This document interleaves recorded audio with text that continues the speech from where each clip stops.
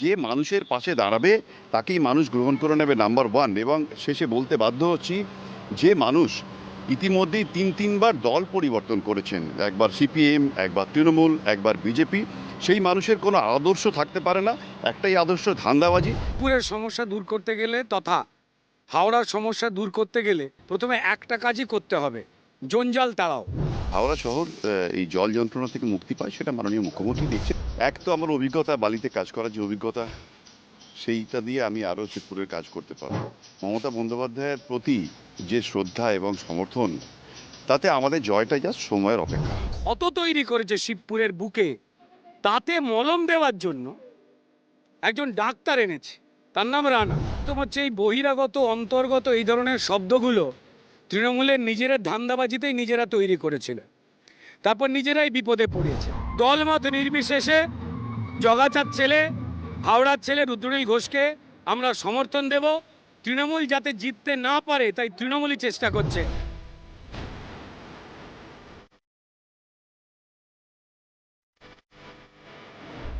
গঙ্গার পশ্চিম পাড়ে হাওড়া জেলার সব থেকে প্রাচীন জনপদ হলো শিবপুর। 1787 সালের বিশ্ববিখ্যাত বোটানিক্যাল গার্ডেন হোক কিংবা 19 শতকের বেঙ্গল ইঞ্জিনিয়ারিং কলেজ, বিভিন্ন স্মৃতি বিজড়িত ইতিহাস রয়েছে এই শিবপুরে। শরৎচন্দ্র চট্টোপাধ্যায়ের স্মৃতি বিজড়িত হাওড়া কলকাতারই যমজ শহর।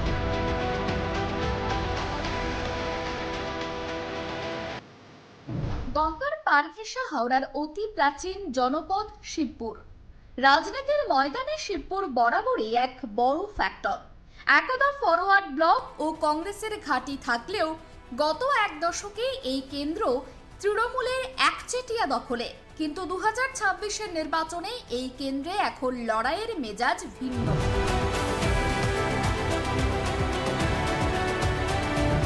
2026-এর বিধানসভা নির্বাচনের প্রাক্কালে হাওড়ার রাজনৈতিক সমীকরণ কি বলছে, কতটা আভিজাত্যর সঙ্গে সঙ্গে পরিবর্তনের কথা বলছে হাওড়ার এই শিবপুর বিধানসভা কেন্দ্র, চলুন আজকে কেটিভি বাংলার মধ্য দিয়ে একটু জানার আমরা চেষ্টা করি। অনেক সরকারকেই দেখলাম, তবু মোটের ভালো চলছে। মনে করি পরিবর্তন হলে যে আরেকজন এসেই যে সব কিছু করবে সেরকম কোনো ব্যাপার নেই।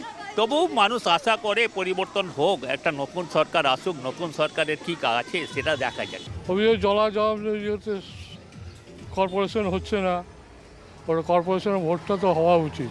পরিবর্তন কে আসবে, যে আসবে সেই ওরকম থাকবে, একই, পাল্টাবে না কিছু। আমাদের তো কাজ আমাদের করতেই হয়, সরকার কি দেখবে।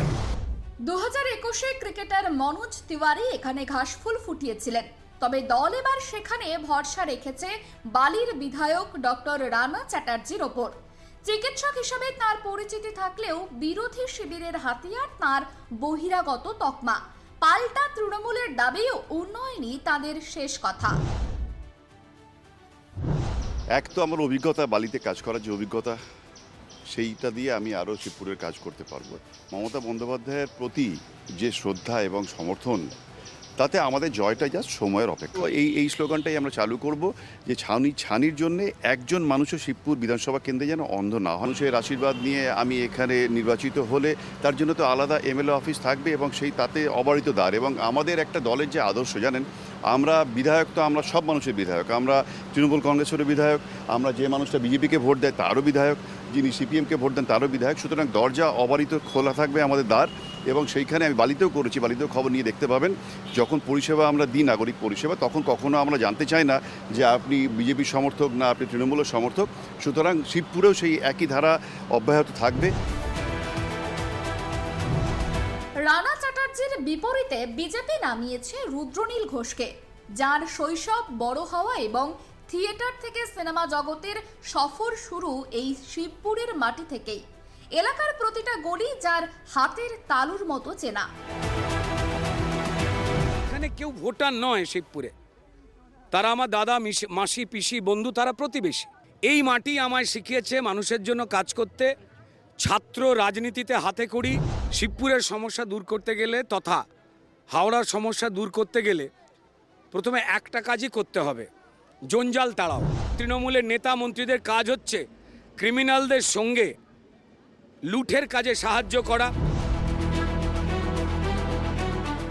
বহিরাগত এই শব্দটা তারা বলছেন তার কারণ তাদের কোনো এজেন্ডা নেই। বহিরাগত বলাটা অবাঞ্ছিত এবং অযৌক্তিক। যে মানুষের পাশে দাঁড়াবে তাকেই মানুষ গ্রহণ করে নেবে নাম্বার ওয়ান। এবং শেষে বলতে বাধ্য হচ্ছি যে মানুষ ইতিমধ্যেই তিনবার দল পরিবর্তন করেছেন, একবার সিপিএম, একবার তৃণমূল, একবার বিজেপি, সেই মানুষের কোনো আদর্শ থাকতে পারে না, একটাই আদর্শ ধান্দাবাজি। বালির এমএলএ সে কেন বালি ছেড়ে এখানে এলো? সে যা ক্ষত তৈরি করেছে শিবপুরের বুকে, তাতে মলম দেওয়ার জন্য একজন ডাক্তার এনেছে, তার নাম রানা। তৃণমূলের দাপট বনাম বিজেপির ঘরের ছেলের অবদান। 2026-এ শিবপুর কার দখলে যাবে? জমা জল আর নাগরিক পরিষেবার ইস্যু কি তৃণমূলের ভোট ব্যাংকে ধস নামাতে পারবে? সব মিলিয়ে উত্তর মিলবে ভোটের ফলাফলে। তবে গত নির্বাচনে বিজেপির শক্তি বৃদ্ধি চোখে পড়ার মতো। 2021 সালে জটু লাহিড়ী জনপ্রিয়তা কমায় তৃণমূল প্রার্থী করে প্রাক্তন ভারতীয় ক্রিকেটার মনোজ তিওয়ারিকে।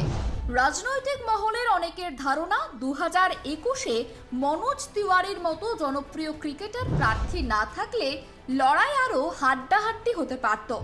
নজর রাখা যাক গতবারের পরিসংখ্যানে।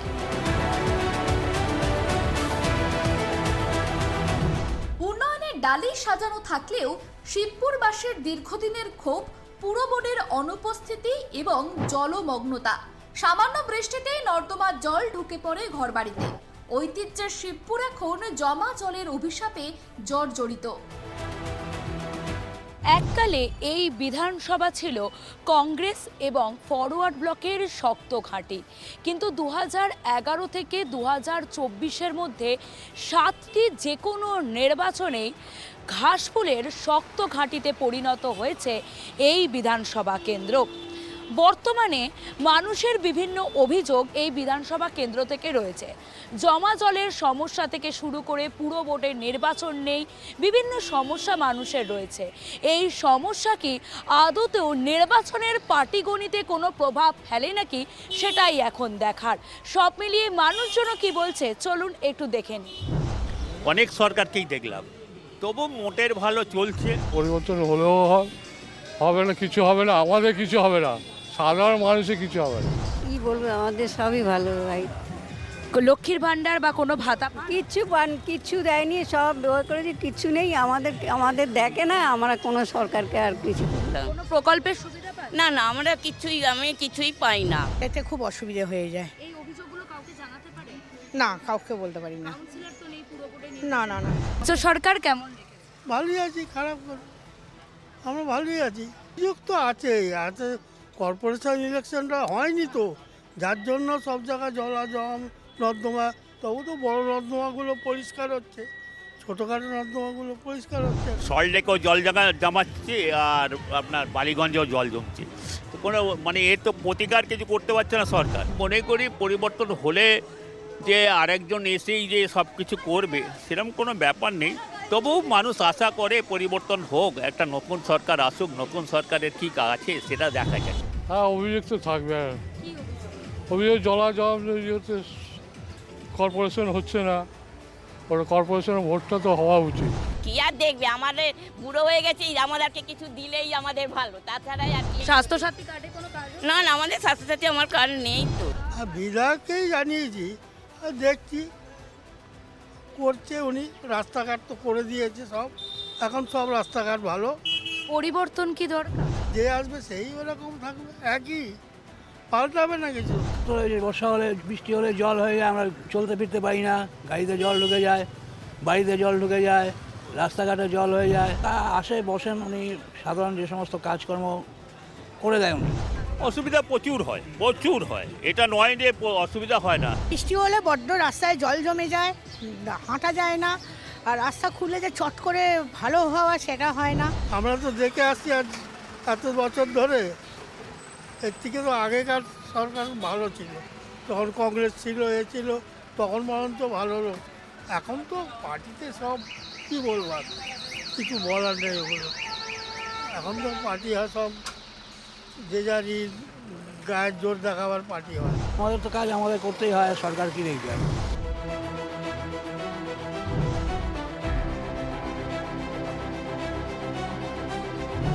বিদ্যাসাগর সেতু পার করলেই হাওড়ার এই শিবপুর বিধানসভা কেন্দ্র। সেখান থেকে বর্তমানে চূড়ান্ত ভোটার তালিকা থেকে প্রায় কয়েক হাজার নাম কিন্তু বাদ গেছে। তা সরাসরি এবার নির্বাচনের পাটিগণিতে প্রভাব ফেলে নাকি সেটাই এখন দেখার। তবে উন্নয়ন নাকি পরিবর্তন, মানুষ আদতে কি চায় তার উত্তর দেবে এবার সময়। ক্যামেরা পার্সন স্বপন রায়ের সঙ্গে সুকৃতি ভট্টাচার্যের রিপোর্ট, KTV বাংলা, হাওড়া।